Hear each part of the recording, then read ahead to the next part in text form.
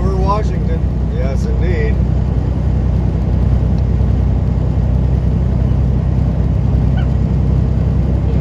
Today, take exit 6 on the right to I-205 south. That's right, Sheila D. Today is Friday, February 5th, 2021.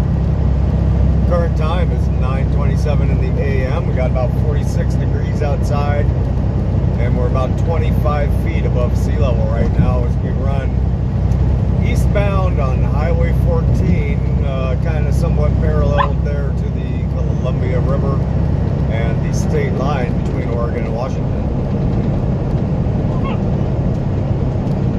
And we just hopped off the I-5 because I was running down I-5, just kind of daydreaming my drive there, and I had the intention of running the 205 around Portland again, and I missed my exit. Wasn't really paying attention, and so I was started looking up ahead here, and I saw that the 14 would take me over to the 205. So I said, "What the heck? Let's go ahead and do that." So here we go. So the Columbia River is off to the right of us there, just kind of behind that wall right there, or that embankment. Looks like a railway up there or something. So yeah, I've driven through Portland enough times to know, what it looks like, and how the traffic can behave going through there. And we got kind of wet roads out here. It's not necessarily rainy, obviously, right now, but the roads are still wet nonetheless, and so let's go ahead and just bypass Portland there again.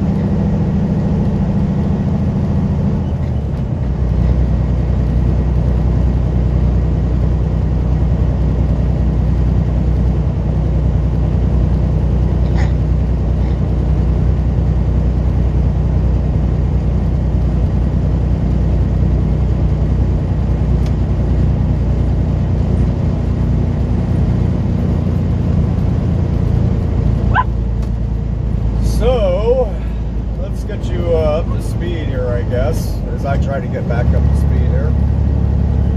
Something like that.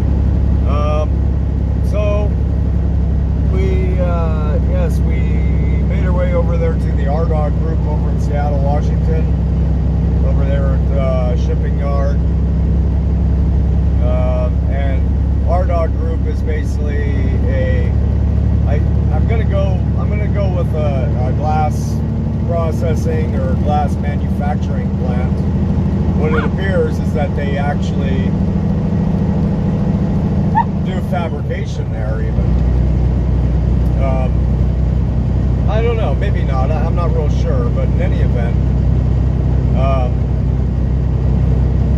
it was kind of a trip the way they load trucks over there, whereas the majority of the time I'll arrive at some major, some large distribution building, which has docks that we back up to that are raised to the same elevation as the floor of the trailer, right? Well, at this place, they have it set up, everything's ground level. So what they do is they have these big metal ramps, and you basically back up to a ramp. It might be in some of the footage from the previous video. There's these big ramps, and you back up to the ramp, and basically 1 mile, take exit 6 on the right to I-205 south. They load you through that ramp. They just run the forklift up the ramp and then put it in the trailer.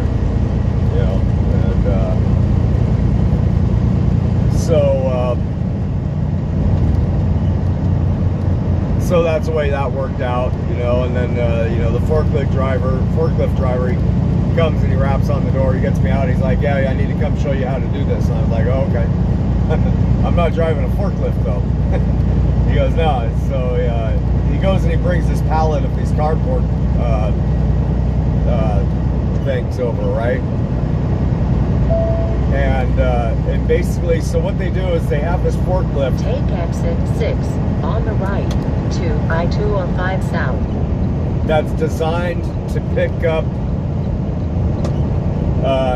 two separate individual 1/4 mile. Keep right to I-205 South. pallets of wine bottles, or maybe like olive oil bottles, like oil bottles or something. They're actually really nice bottles.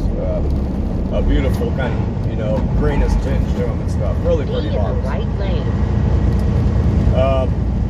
So these two pallets, you know, basically the forklift has 3 or 4, I guess it has 4 forks. So 2 forks per pallet, right? So he brings up 2 pallets up into the truck, and they're tightly set next to each other on the forklift. But he pulls them, he pushes them up into the trailer, and then once he gets ready to set them down, the forklift spreads the 2 pallets apart. So there's like a foot difference in between the 2 pallets now, right, inside the truck.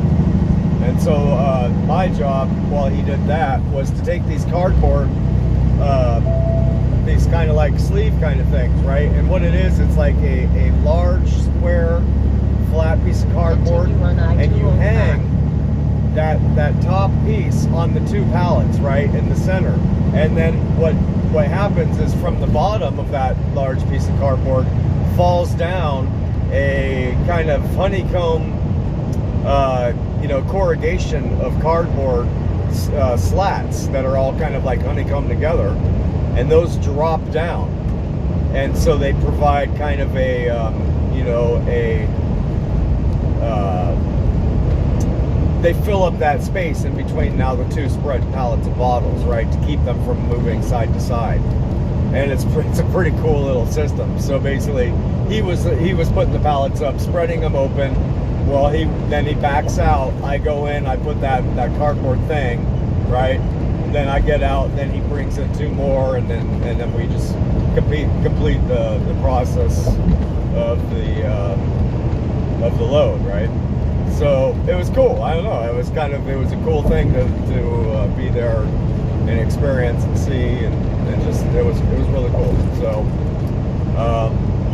So yeah, so we're hauling right now. I think it's only 38,000 pounds of these actually really nice, pretty looking bottles, empty bottles, and we're bringing them on down to Fairfield, California, to I guess it's also RDOT group. It's one of the receivers down in that area. And well, there you go. It's probably for the wine industry, being that we're right going to be down there near Napa Valley and all that.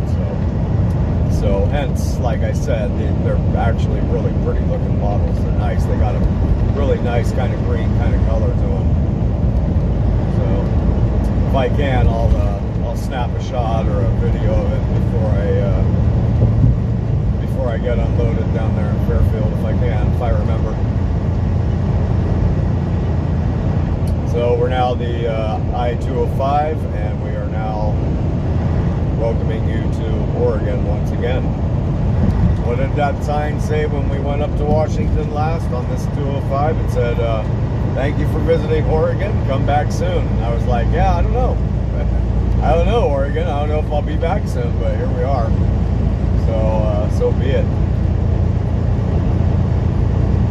Yep. And then, so let's see. So I think that was about 5:30 that I arrived down there and at the shipper. And we were loaded and back underway by about 8 p.m. And you know, basically hopped back onto 5 South, of course.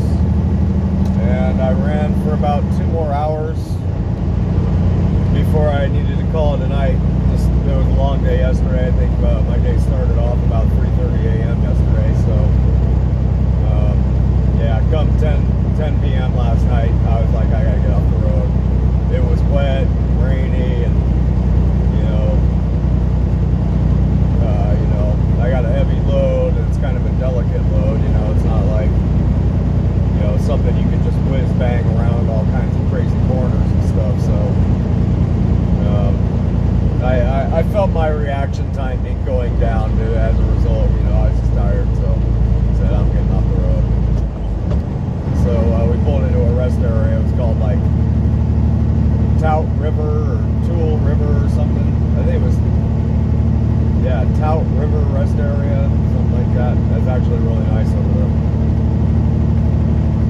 that's one thing I'll say about Oregon and Washington. They got some really nice and well-maintained, pretty rest areas up there. Nice and grassy and all that. You just gotta watch out for the nightlife, that's all.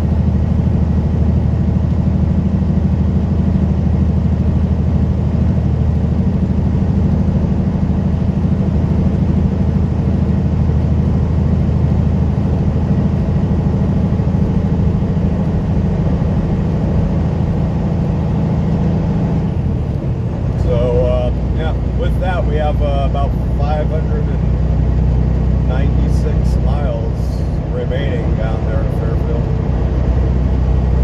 Probably about 10 and a half hours of drive, or maybe 10 hours of drive, actual drive time still to go. Well, if we're able to maintain speed limits, which we're not going to be able to do, so it's going to be a little bit longer than what I just said. But yeah, that's, yeah, you know what I mean.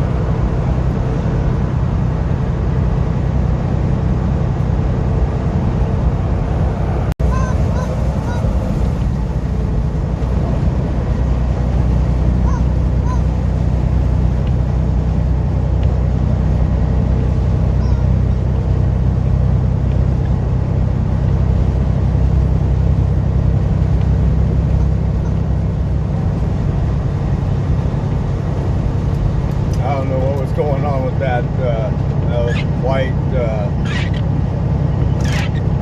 Tahoe or whatever that, I guess it's probably, yeah, it looks like a Chevy Tahoe or something. I don't know what the heck is going on with them, but he's driving like he's drunk. So we're still at 205 here. Got about 4 miles to get out to I-5.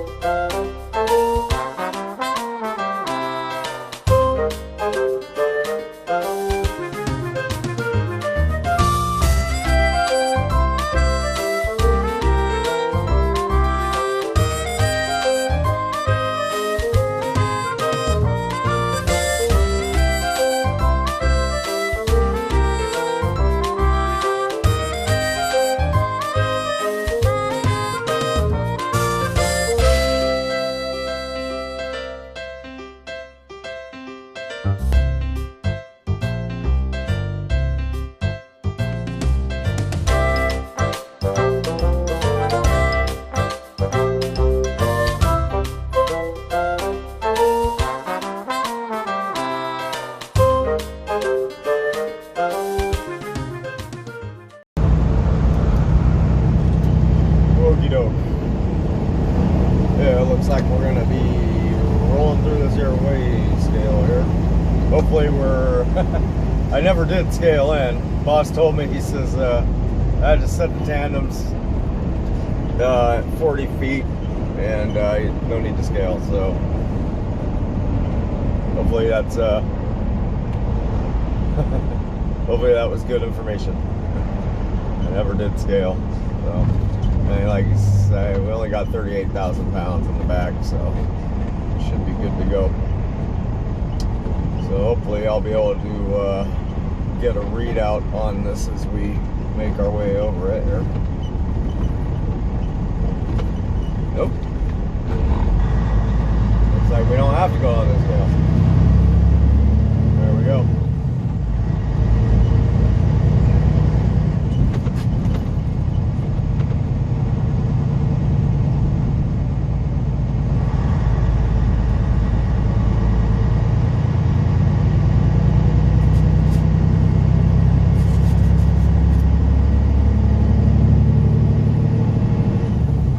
So that what that would tell us is that we are good to go. Basically, they have these little pre-clearance strips that kind of measure the impact of your tires. It's like a dynamic scale kind of thing. Basically, it measures the impact of your each set of tire axles as they go over. And probably inform like a computer, based on the measurement of the impact weight, whether they need to bother putting you on a scale or not. And so if your impact isn't too, dramatic or whatever, they'll go ahead and give you a green light to bypass the scale, even though you got pulled in. So that's the way that works. So that tells me kind of that, yeah, we're good. We're all good. I mean, it's kind of it's like kind of not, I guess maybe not the wisest way to find out whether you're illegal or not, right? But again, we only got 38,000 pounds back there. I mean, even if we were overweight a little bit, we'd be able to shift our tandems, get legal, so, whatever. I'm just doing what I'm told.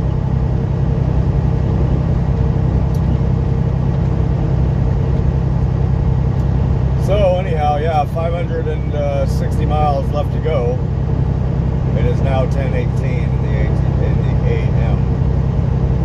So got our work cut out for us here. So we'll see you in a little while. Take care. All right. Well, welcome back to Myrtle Creek Way Station. Southbound. We just got pulled in the old scales there, so we're going to oblige.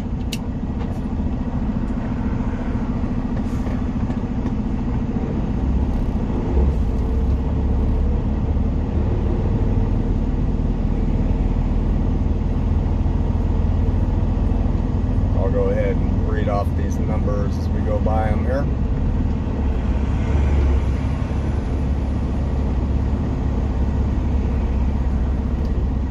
Steers 10.9, drives 30.75, tandems 29.632. There we go.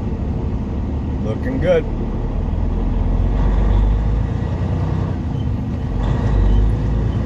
For a second there, our drives went up to 36,000. I went, what the fuck?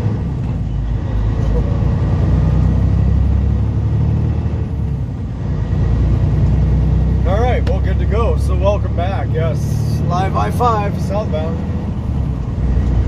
Once again.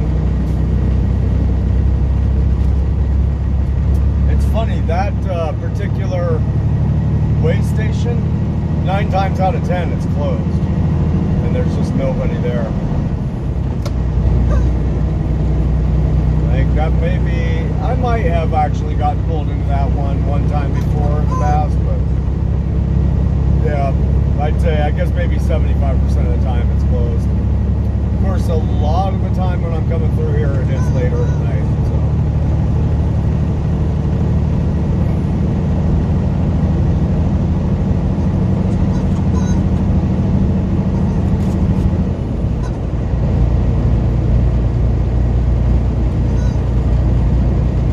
So, let's see here, what time do we have now? We have 1:17 in the p.m. Current temperature is 50 degrees outside, and we're at about 620-ish feet above sea level here, going through Myrtle Creek.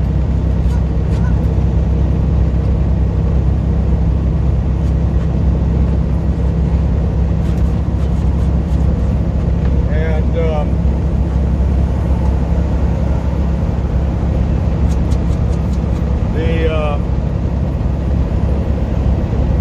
the fact I've been mentioning recently in my last few videos about there being a lot of law enforcement up and down 5 lately, it remains true. I mean, they're just all over the freaking place.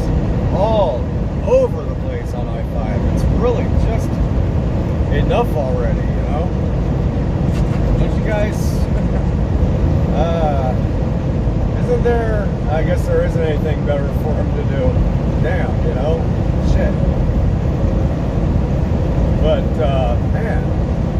Yeah, all over the place. Crazy.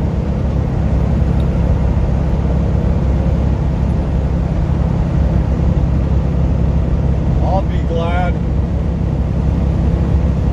And it'll be like kissing the ground when you get out of like a really horrible, you know, airline flight, you know, an airline flight where it's like, it felt like the damn thing was going to break apart mid-air, you know, and you want to just kiss the ground once you get out. That's the way I'm going to feel once I get done with this, with this redundancy of I-5 loads.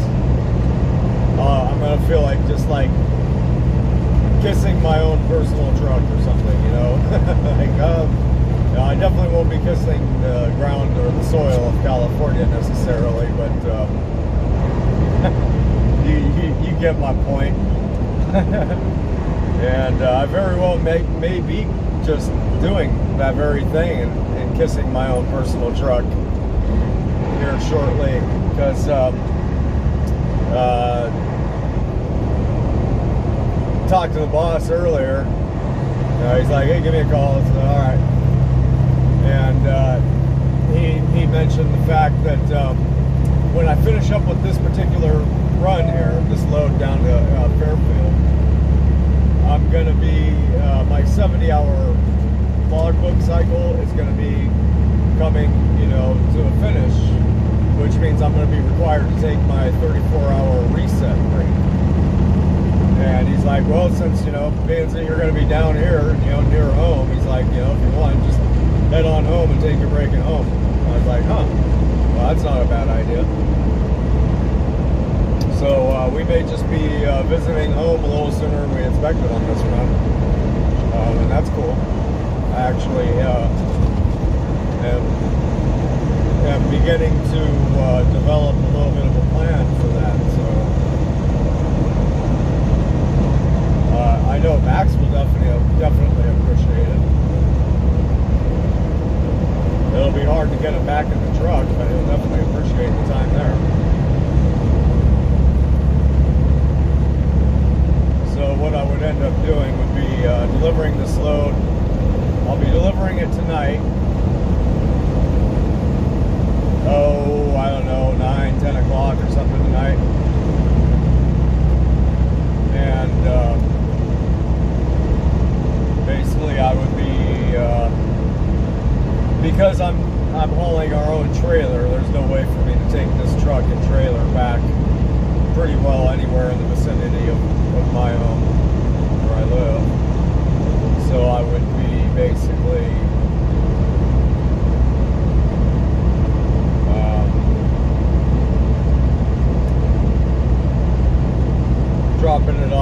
at the yard and grabbing my own personal truck, running that home, hanging out at home for, you know, a day and a half or whatever, and running on back. However, now that said, I might just go ahead and talk to them and say, hey, you know, I'll go ahead and take another 4 or 5 day break, and then when I come back out on this next run, maybe I'll stay out for like a month or something like that. Hopefully, maybe that'll be incentive enough to be sent somewhere off the left coast. it's you know, yeah, you know, off of I-5 at least. Yeah, too much lawn, you know, too much cops for me. I don't know. It's too slow. I have a heavy foot. I just do. I always have. That's why I've always owned trucks, because I have a heavy foot. Put me in a sports car, man, I would have found myself either in a 6 feet under or in a 6 foot cell by now, one way or another. So, well, I've always had pickup trucks.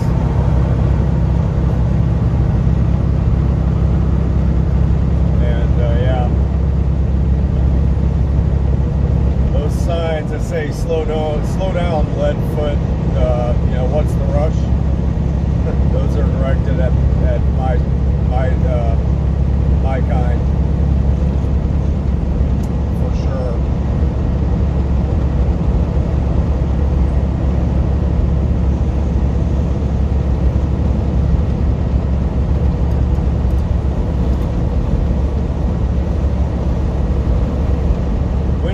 Foods Distribution Center, Tri-City Riddle.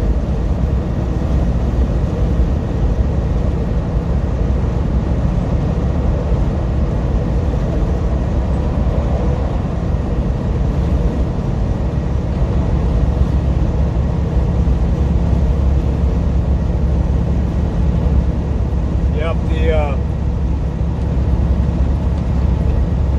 the weather is definitely beginning to change here, as we are, what, I guess, let's see, coming into the end of the second month of winter here, I guess. We still have another, I don't know what, month and a half of winter left, I guess. But the weather is definitely beginning to change. The days are definitely beginning to get longer. So by the end of another month run, it'll be 6 or 7 o'clock by the time it's getting done.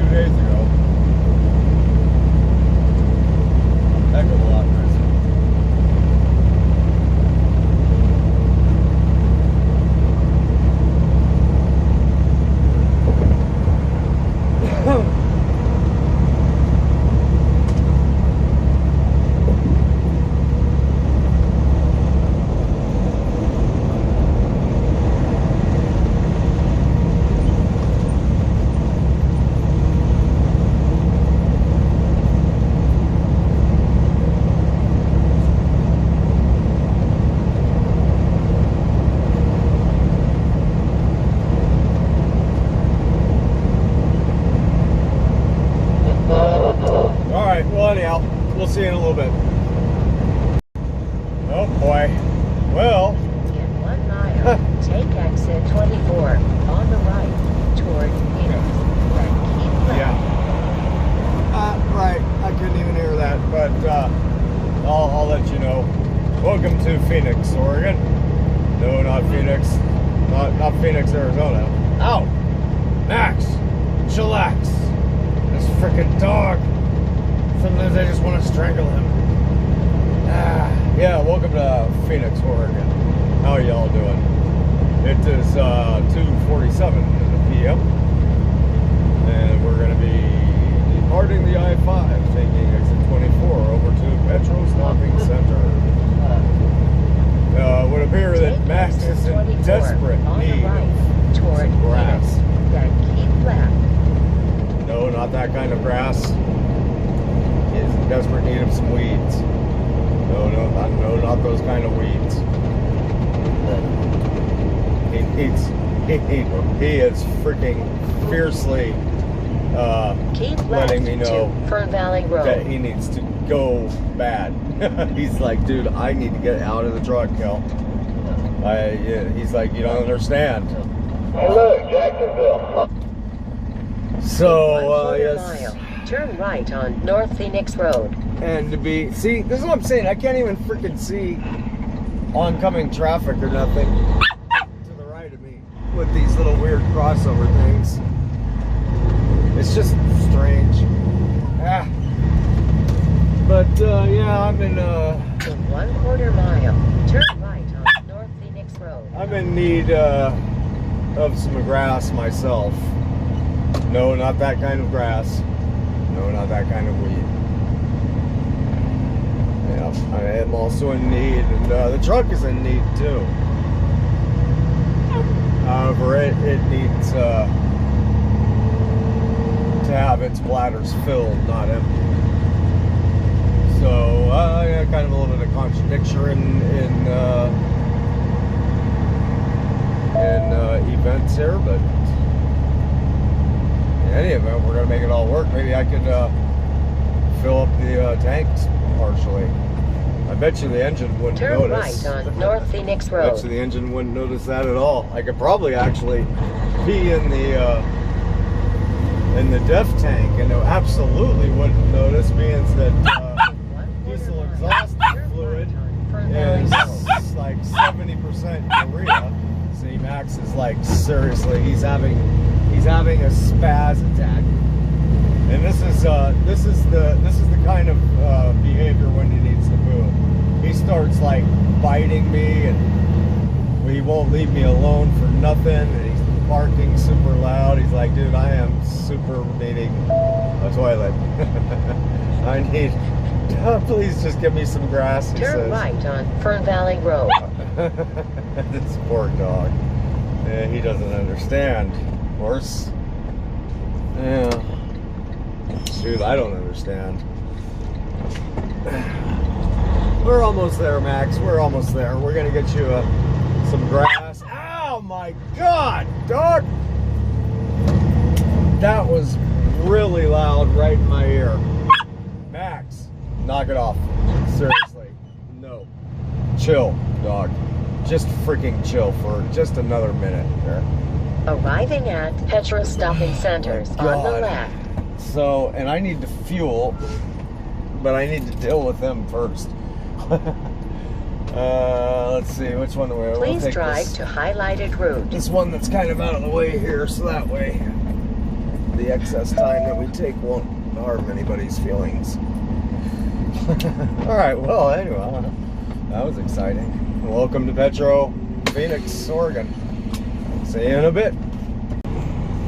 All right, well, sweet relief, huh?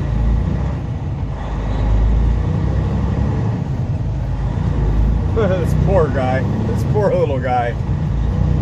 He had to pee so bad. I don't think I've ever seen him pee so long. Like, he left just this massive puddle and stream over there on the concrete, like not far from the truck at all. Fern Valley Road. This is big old massive stream of pee. This poor little guy. begging. He's like, please, man, we please gotta stop. Stop yelling at me. I know. I'm barking. It's because I gotta pee. And poop, for that matter. He actually peed twice, which is, yeah, that tells you something. And he pooped, so that's good. Turn left on Fern Valley Road. Like I said, I kind of always, I've learned his language for whatever it might be that he really needs at the time. And whenever he's got to poop, it turns into a full-on, you know, the barking, yeah, but it turns into just this biting on my hands, and it's just, it's the poo bite. I don't know. He's relentless with it, like big time. So, yeah. And in all actuality, it's a great thing, because of course you want a dog that's going to let you know when he needs to go to the bathroom while you're driving, right? You don't want your dog not just going in the cab of the truck like relentlessly. I-5 south toward Ashland. I always much prefer he lets me know that he has to go. It can just be aggravating, because I can't just pull right off and let him out right when he needs to go. So I have to basically tolerate this behavior for a matter of however many miles it takes me to get to I-5 south toward Ashland. an appropriate location for him, of course. And that can take some time sometimes. Obviously.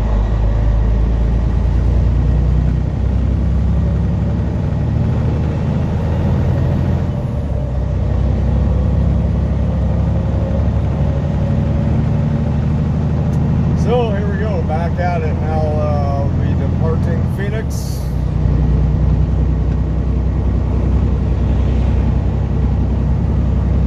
And we have 310 miles remaining out to our delivery, our receiver down in Fairfield. Continue on I-5.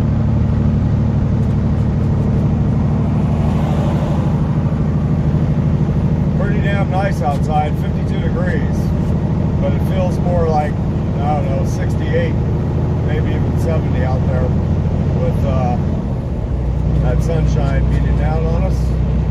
Feels really good.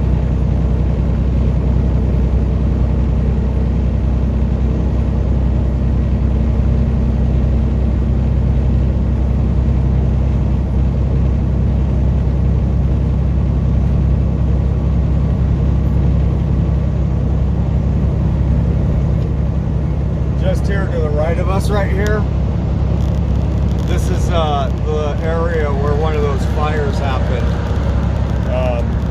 over towards the end of summer in 2020, and it was pretty sad because there was a lot of houses back up in there. Maybe not that spot right there, but it's one of these spots right along here, or along this stretch. Here between Medford and Ashland. Like even right here, you can see all these little trees right here on the side. They're all burned. I'll just kind of keep the camera pointing off to the right there, because like, so I had been doing runs along here, you know, a few times during the summer. And you come through here, it was all nice, and like there's all these houses back up in there and everything. And then just all of a sudden, one of my, like, came up here pulling a load, and it was during, here we go, this is the area right here. Came up here pulling a load, right after all the California fires, and then all the Oregon fires were happening, and came through here, and it just looked like, it just looked like a war zone.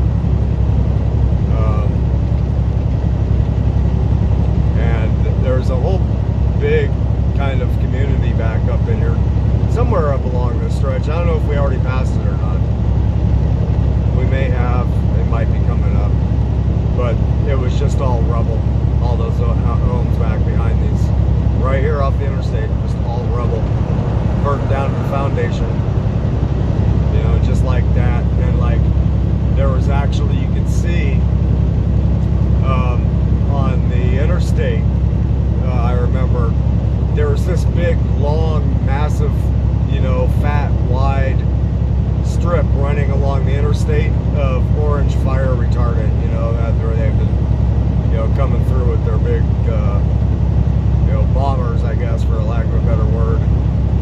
You know, throwing fire retardant down as best as they could. And there's just this big old massive streak crossing the interstate on both sides. You know, just like that. What a bummer. Yeah, I guess Ashland, yeah, that's a bad joke, but Ashland, alright. Ashland. I don't know, maybe it was named Ashland for a reason. Maybe it's, maybe it has a propensity for catching fire out here or something. I don't know.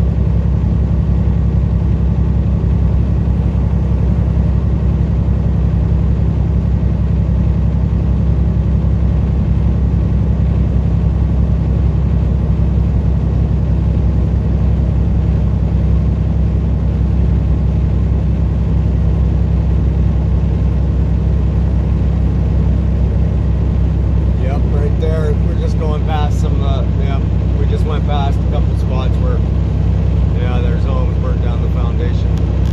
These guys all got away. They got out of it. That van did not.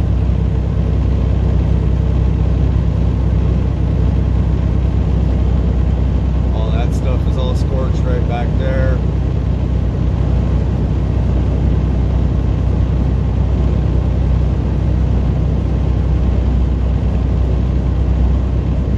All that brush, little trees right there, those are all scorched. That row of trees, that's scorched.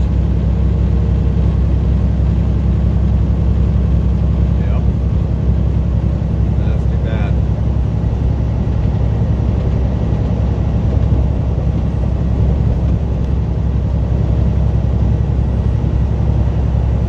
Yep, all along here.